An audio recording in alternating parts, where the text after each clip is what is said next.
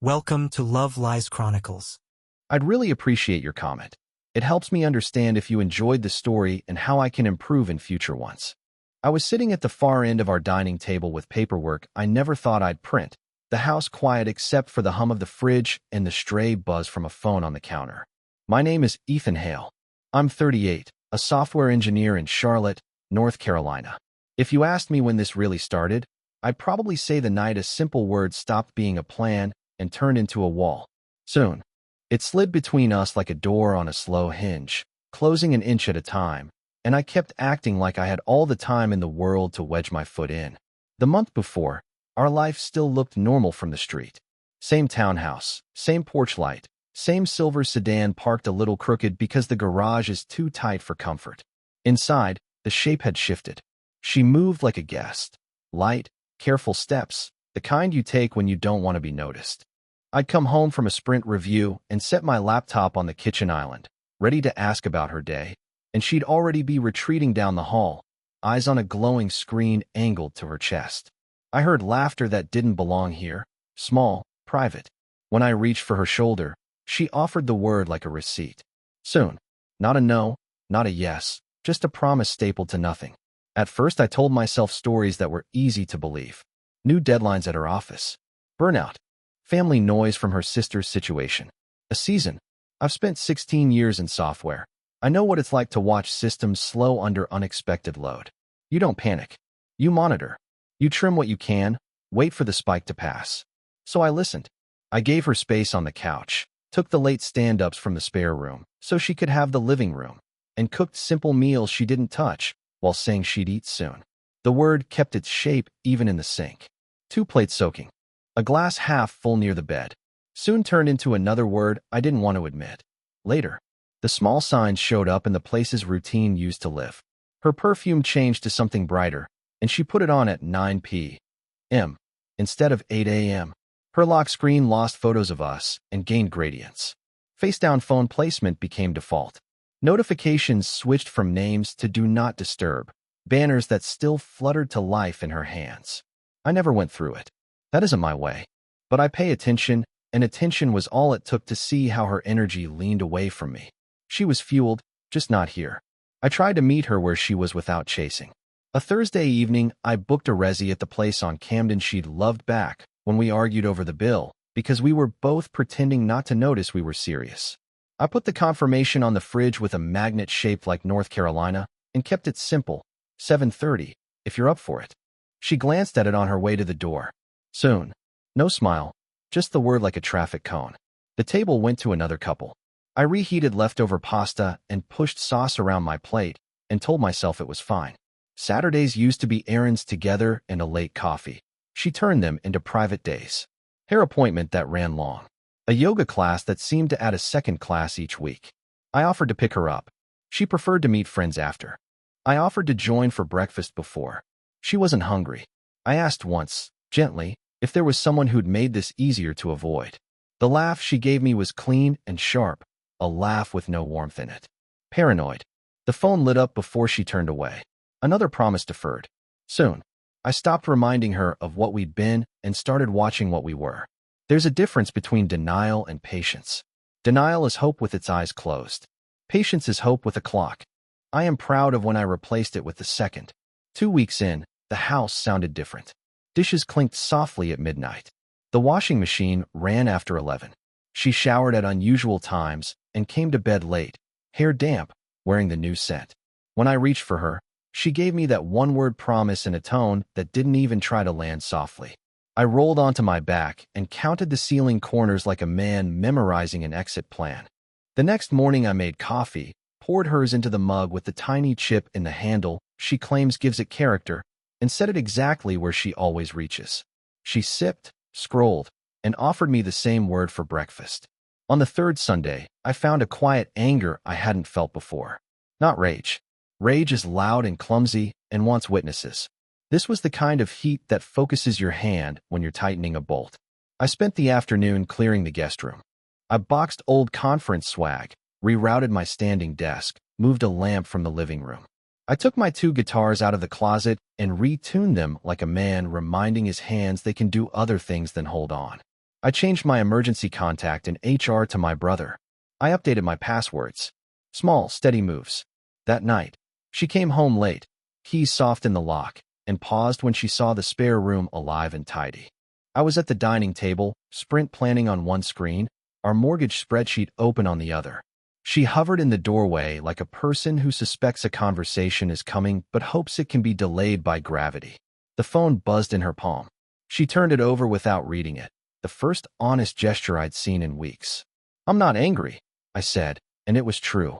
My voice sounded like it does at work when a deployment fails and everyone looks to someone to decide what happens next. But this isn't working. Her shoulders moved a fraction. "It's just a phase. I need time." "There's time," I said. "Just not the kind that drifts forever." She studied me, trying to locate the old version of me who would make a joke, lighten the air, take the sting out of an adult moment. That man wasn't in the room. If it's about intimacy, her eyes held mine for the first time in days. And there was a flicker there I recognized. Fear, not of losing me, but of losing access to the version of me who hangs on. "It's about respect," I said. "Respect is measured in attention. Attention is measured in time." The fridge hummed. Somewhere outside, a car door thudded shut. Ordinary sounds, the kind you remember later when you need proof you were awake. "I'm not going to argue, or search your phone, or compete with whatever has your attention right now," I said. "But I am going to be clear." I slid my laptop closed so the room held only us and the distance between us. "You've got 30 days to figure out what you want. After that, I'll decide." Her face hardened. She lifted her chin in that way she does when she'd rather win than understand. "That's dramatic. It's a boundary." I pushed my chair back and stood, just to make the words land at eye level. 30 days. If you want this marriage, you'll show up in it. Not with promises. With time. If you don't, that's an answer too. The phone lit up again on the counter behind her, white rectangle pulsing like a small lighthouse for ships that don't belong to me. She glanced at it, then back at me, and I watched calculation run across her face. How to stall, how to smooth, how to buy another week from a man who used to be easy. "Soon," she said, reflex taking the wheel one more time. 30 days, I repeated. "Not soon. A date." I walked past her to the hallway, flipped the spare room light off, and let the stillness settle. I was giving us both the only thing that had a chance of telling the truth, a clock that would hit zero whether either of us looked at it or not. She treated my 30 days like a dare. The first week, she wore the same dismissive smile a card player gives when she thinks she can keep stealing the pot with a bluff. I moved into the spare room and stopped hovering. I cooked what I ate, washed what I used, and left the rest of the house to its quiet. When I reached for her shoulder in the hallway, I didn't coax. I stepped aside. The word she'd gotten so comfortable with came out of habit more than intent. "Soon." I answered only with time, actual days passing, not promises. At work my calendar looked the same, stand-ups, sprint planning, merges, but I noticed how light my pocket felt. I wasn't checking my phone to see if she'd suddenly remembered us. Evenings, I walked the greenway and stopped narrating my life to a person who'd put me on mute. I lifted twice a week at the small gym near the light rail and slept better in the spare room than I had in months. She read my calm as indifference and tried to poke holes in it. One night, she drifted past me in a dress she used to save for birthdays, perfume bright enough to leave a trail in the hallway. She brushed my arm and washed my face like a scientist watches a gauge. I smiled, stepped around her, and switched the laundry. The phone choreography escalated. She kept it face down on the counter, only now it vibrated with a kind of insistence that didn't belong to group chats. I saw the new pattern. Long pauses before she picked up, careful replies typed with her body angled away from me, a light in her eyes that sparked when the screen lit, and then dimmed when it didn't. Energy moved through the house that had nothing to do with me. On a Saturday, her friend group invited us to a brewery opening in South End. I went because staying home would read like sulking. The place was crowded, tanks gleaming behind glass, dogs weaving between sneakers. She dressed for pictures, not beer. At our table, she performed ease, laughing big, touching my arm in front of people, then letting her hand fall like nothing. Her phone buzzed and the smile flickered off for half a second, just long enough to show me the gravity she was orbiting. When we were alone near the food truck line, she shot me the look she'd been saving. "Needy much?" The words were casual. The test was not. I let them land, then let them go. 30 days, I said. She rolled her eyes like I'd asked for a curfew. She was used to me softening deadlines. This wasn't that. Her sister called on a Sunday and asked if everything was okay. I could hear the caution in her voice, that big sister balance between loyalty and truth. Things are quiet, I said. That was accurate. Quiet like a lake is quiet right before a storm lands. Claire drifted through the house that afternoon, stopping in doorways like she'd forgotten what she'd come to get. The other number she kept angled to her chest must not have answered. She lifted her phone, lowered it, lifted it again.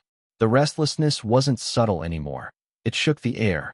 She came and stood in the doorway of the spare room where I was restringing a guitar I'd ignored for a year. You're really going to make this a thing? The strings sang when I tuned it. By the second week, I noticed another shift, the third party's confidence leaking. Fewer late-night pings. Longer gaps between that bright look and the inevitable frown. She started filling the space with small provocations, casually dropping names from her office I'd never heard before, telling me about a team lead who gets her, testing whether the word jealous still lived anywhere in my body. When I planned a weekend hike alone and left a short note on the counter, back by 2, she texted a question she already knew the answer to. With who? I answered with a photo from the overlook. Me. The day felt open in a way I hadn't let it feel in a long time. The house told on her. 2 wine glasses in the sink Tuesday morning. A rideshare charge posted at 12:18 a.m. Perfume applied, then not worn out of the house. I noticed and kept moving. Patience isn't passive when you use it to confirm what's true. She began to understand that my 30 days were not a bluff, but a clock I intended to honor. That's when she tried a different angle, kindness as currency. She offered to make dinner and plated 2 careful servings neither of us finished. She stood beside me while I chopped vegetables and asked about a project she'd ignored for months. When I answered incomplete sentences, calm, present, she seemed relieved, like her test had found the spot it always found, and we could return to the usual loop. But the loop was broken. My attention had a price now. A coworker of hers hosted a roof deck thing the following Friday. Music, string lights, the whole reclaimed wood scene. I watched her talk to a man who liked to occupy a little extra space near women. She positioned herself at a friendly angle that had too much lean. In the past, I might have stood closer, signaled with a hand at her back, made a joke to reset the tone. I took my drink to the ledge and let the skyline hold my eyes. From my peripheral, I saw the moment she checked to see if I was going to step into the dance. She excused herself from the conversation with more urgency than she meant to show and came to my side. Everything good? The question had a double bottom to it. I kept my voice neutral. Everything's clear. By the 3rd week, she was awake earlier than usual, already dressed, phone in hand, a to-go cup instead of our mugs. She left with quick footsteps and came back slower. One night, I heard the kind of long exhale people make when someone has disappointed them and they're deciding which version of the story they'll tell. She stepped into the spare room doorway again, the threshold she suddenly respected. This is childish. You think time is going to fix anything? Time doesn't fix. It reveals. She hated that answer for the way it took the air out of argument. She wanted heat to bounce off. I gave her a wall that didn't move. Friends started to notice the edge. At a Sunday brunch, one of them asked her a harmless question about weekend plans, and the way she snapped back earned a roomful of raised eyebrows. Later, the same friend texted me separately. Everything okay over there? I typed and erased 3 responses before sending the only one I could stand behind. We'll know soon. The word looked different written by my hand. Her attempts at control grew frantic near the edges. She left a dress draped over the guest bed, a bottle of that bright perfume on my desk, pieces of herself placed like markers to remind me what I'd lose. I lined each thing up gently on her dresser and returned the spare room to clean lines. When she reached for me one evening, the reach was too sudden, like a swing in a playground windstorm, and we both felt how synthetic it was. She stepped back and smoothed her hair, and the moment died in the air. I went to work, paid the mortgage, tuned guitars, lifted weights heavy enough to quiet a brain. The countdown didn't need announcing. She could feel it in the way my eyes didn't chase her around rooms anymore. The quiet unnerved her more than any confrontation would have. Near the end of the month, I came home to find her standing at the sink, staring at nothing, dish towel limp in her hands. The phone lay dark beside her. She looked up at me with something close to panic hiding behind a practiced noon smile. Plans tonight? The question sounded polite, not curious. I hung my keys and told her the truth. I'm around. She opened her mouth to cue the word she'd always used. The sound caught, then slipped out in a smaller voice than she meant to show. Soon. It landed between us like an old script that had lost its audience. I nodded and walked to the spare room. The boundary didn't need restating. It had become the room itself, the calendar barely visible on the corner of my desk, the way my breath stayed even when hers went shallow. Escalation looked like a woman realizing she'd run out of free days and a man refusing to rent her anymore. Day 30 arrived with a calendar reminder I'd scheduled for myself the night I set the boundary. Decision, 7 p.m. I kept the rest of the day ordinary on purpose. Stand-up, code review, a working lunch, a quick check-in with my manager about the next sprint. If anyone noticed how even my voice sounded, they didn't say. After work, I drove to a branch I don't usually use, signed what needed signing, and walked out with the kind of quiet you get after a storm skips your street but knocks down trees 2 blocks over. I hadn't waited 30 days to improvise. Week 2, I'd met with an attorney recommended by a guy on my team who'd rebuilt his life without poisoning it. Her office was calm in the way good operating rooms are calm. Tissue boxes present but untouched. She listened more than she spoke, and then laid out a checklist that didn't require rage to complete. Separate finances without theatrics. Document assets. Pull credit reports. Photograph rooms. Export statements. Change beneficiaries if appropriate. Don't announce, don't hint, don't perform. Just prepare. I did each step like a man tightening lug nuts before a long drive. Because I refused to be stranded if I had to. I moved my direct deposit to a separate account with my name only, left the joint account funded for the mortgage and utilities, and removed her as an authorized user from my credit card. No gotchas, just clean lines. I scanned every insurance policy and saved copies to a drive she couldn't access. I inventoried the big things we'd bought together and the small things that felt like mine because I'd had them long before we were a we. I scheduled a notary for the documents that would need one. I even chose a new locksmith, because planning takes less energy than panicking. That afternoon of day 30, I picked up 3 sets of papers from the attorney's office, a separation agreement drafted to our state standards, a petition ready if we needed to file, and a simple letter that said, in clean font and plain English, that I intended to proceed if our marriage remained a waiting room. I labeled each set, tabbed signatures with blue stickies, and placed them in manila folders. She got home before 7, which was irregular enough that it read like strategy. She stood in the kitchen wearing that bright perfume and a look I recognized from rooms where she wanted to be right more than she wanted to be kind. Her phone was silent for once. That scared her more than any argument could have. She set her keys in the bowl like it was just any Tuesday, then hovered near the counter as if standing still might make time slip off the table and shatter. You know what tonight is, I said. Not a question. Her chin lifted. It's not a deadline.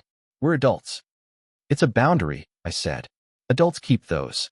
She took a breath I'd heard in different forms all month, the one that precedes a delay request. I've been thinking. Work's been heavy. I've been off. I just need a little more time. Soon. The word arrived like an empty cart rolling back down a hill. I let it pass me and kept my feet planted. Then I opened the first folder and turned it so the tabs faced her. Paper doesn't make a sound when it signals the end of a thing. It just lays there and tells the truth. This is the agreement, I said. Calm as you are when you give someone a map they'll pretend they don't need. It's fair. It's simple. It acknowledges the reality we've been living and gives you what you said you wanted. Space. She stared at the blue tabs as if they were detonators. You're really doing this. I told you I would, I said. 30 days ago. Not a threat. A decision with a timeline. She stepped back like the table had moved toward her. Her eyes flicked to the dark phone and back, and I watched pride and panic fight for the same inch of ground. Wait. Her voice lost its edge, found its size. I can fix this. I need time. I finished for her, not unkindly. You've had 30 days of it. Not to change for me. To decide. What did you decide? Silence widened in the room, the kind that holds more sentences than anyone wants to say out loud. She swallowed. She tried a smile that didn't know what it was selling. Give me another chance. It's strange how a sentence can echo like a room you've already emptied. I looked at the papers, then at her. I was finished. Soon, I said, matching her word to her tone from a month ago and handing it back like a borrowed tool. The message was in the music. She blinked at the sound of herself returning to her. You don't mean that. I mean exactly that, I said. Soon as how you kept me on a hook while you figured out whether I was furniture or a person. I'm not furniture, and I'm done being patient for a thing you won't choose. She reached for my arm. The reflex was old, the grip was new. Please don't do this tonight. We can talk. We can reset. Let's go to dinner and... We had 30 dinners available, I said, soft but firm. You postponed them into smoke. I signed the last line in front of her, the way you initial at a delivery so the package becomes yours. Pen down, cap on. I slid her copy across the table with a fresh black pen and waited without impatience. She paced once to the sink, once back to her phone, and then stood in place, eyes wet but not broken.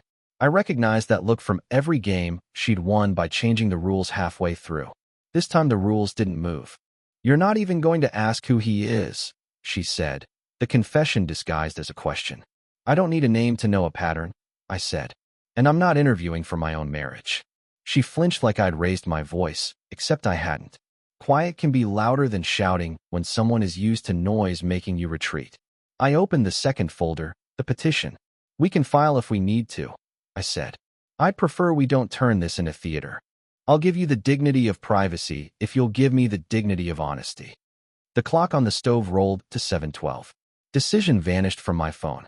Funny how a small rectangle can mark the end of something without ceremony. I collected my keys, the garage remote, the few personal things I decided to remove tonight so we didn't confuse momentum with malice. I left the joint stuff where it belonged. If she needed anything, she knew where to find it. If she wanted to negotiate, she knew which paper to sign. She stood very still. What do I tell people? The truth, I said. That we agreed to stop living in a promise neither of us kept. She tried one more angle, the one that had worked on lesser men and a softer me. If you loved me, you'd fight. I let the words hang between us like a shirt that no longer fits. If you respected me, I wouldn't have to. I walked to the spare room and lifted the small duffel I'd packed that afternoon. Enough for a few nights at a hotel down the street, nothing dramatic. On my way past the table, I tapped the corner of the folder once. A small gesture to say this wasn't a performance. Doors close fine on their own when you stop holding them open. At the threshold, she said my name the old way, the way that used to pull blood to my face. I turned, met her eyes, and gave her back the only word she had given me all month, the word that had finally turned into my boundary. Soon, the echo landed exactly where it belonged, on the far side of a line she thought she could erase. Then I left the room we had been pretending was a marriage and stepped into the life that doesn't wait for anyone who refuses to choose it. I checked into a business hotel 5 blocks from the house, the kind with carpet that looks like waves and coffee that tastes like decisions. I sent my attorney a short email. Agreement delivered, no signature yet, proceeding as discussed if nothing changes. Then I put my phone face down on the desk and let the room be quiet. Leaving was an end to waiting. I slept like a man who finally turned off an engine he'd been idling for a month. The guilt started at 7:14 a.m. A paragraph about vows and effort and how marriages go through seasons. Another message about counseling, couched as a question but built like a trap. If you cared, we'd try therapy first. I replied with a single line that matched the tone I'd chosen for all of this. Everything we need is in the folder. It was a map. She wanted me on a stage arguing with her about weather. I was standing under a roof talking about the leak. By noon she had shifted to logistics. Could we pause the paperwork and take a breath? I told her the paperwork was the pause. It created the honest space she'd asked for with her time and soon. If she wanted counseling, I'd go, after she signed the separation that defined the baseline we were actually living in. She didn't answer that text. When you call someone's bluff, silence is the first admission. Day 2 looked like seduction. She appeared at the hotel without warning. Lipstick precise, dress she used to save for our trips to Asheville, that bright perfume that had been telling the truth for weeks. She stood by the elevator and tried to make history in a hallway. I stepped back half a step and kept my voice level. We can meet at the attorney's office at 3. I'll be there. Her eyes flashed and cooled. Everything about her said she wanted the old dance, tension, apology, relief. I gave her a calendar invite. By evening, she was done performing for me and started performing for our circle. A mutual friend texted a confused, careful line. "Heard you guys are separating? You okay?" I told him I was fine and that I wouldn't be offering a public version. Facts don't need amplifiers. When two more friends pinged me, one sounding like she'd already heard a slanted script, I sent the same answer. "We're ending the waiting. That's all." The restraint bothered her more than any counteraccusation would have. Narratives thrive on opponents. I refused the role. Her sister called that night. The protective edge was still there, but softened by something like relief. "I can't carry this for her," she said, voice low. She made choices. I told her I appreciated the call and that I hoped Claire was safe. She exhaled. "She thought you'd beg," she said. I let the comment pass.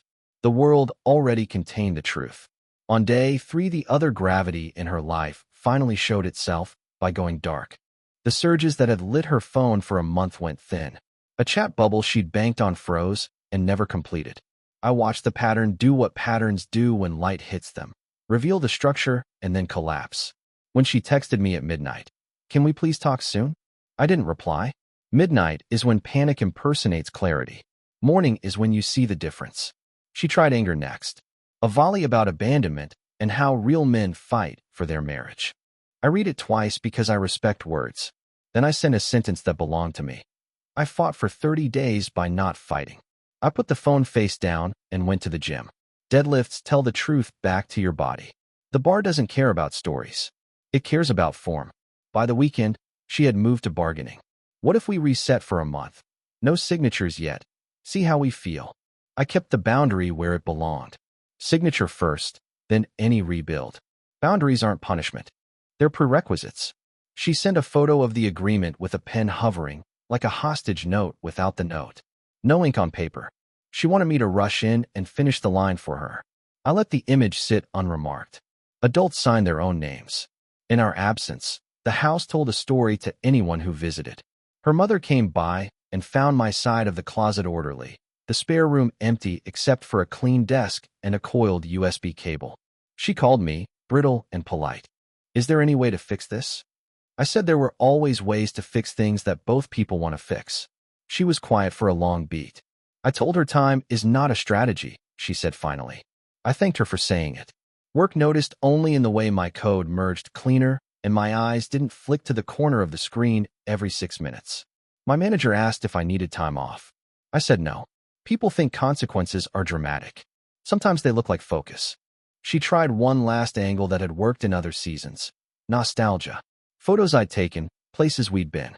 A picture from the Blue Ridge where the light hit us, just right. "We're real," she typed under it. We had been. That sentence didn't argue with the present. I scrolled, put the phone down, and let the past be the past instead of a coupon for the future. The man she'd been orbiting made his own calculation. He was not interested in someone who had to explain a separation agreement to coworkers or navigate HR lines about relationships inside teams. Self-preservation is a powerful boundary, even in people who help break others.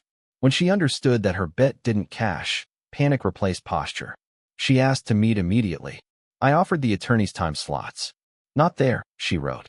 "Just us." That had been the problem all along.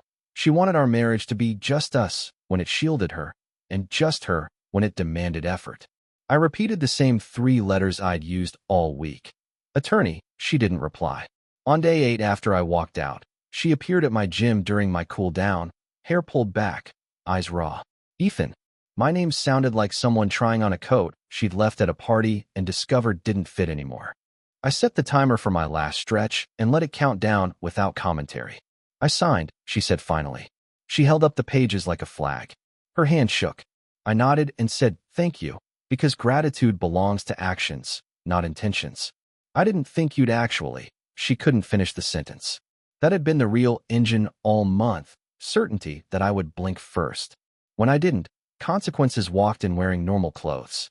Friends began to adjust their positions. The ones who liked the performance fell quiet when there was no counter-performance to enjoy.